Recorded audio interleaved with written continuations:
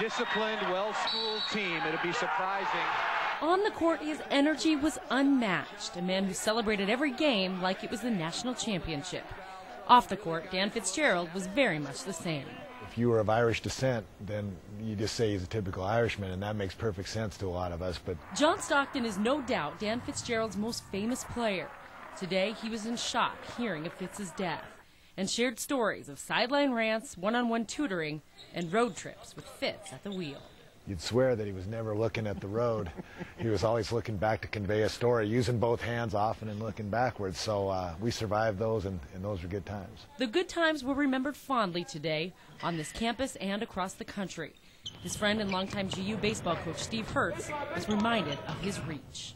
It's been overwhelming and very bittersweet, but also very sweet. And to see all these people come together, it's an enormous impact that he's had on people in our community. Hertz remembered most fondly one very personal memory of a post-game radio show after the birth of Hertz's third child. I'm listening to it. I'm at home because we just had the baby, and he says, I want to welcome Heather Noel Hertz to the world. And then couple that with 16 years later, she was diagnosed with cancer.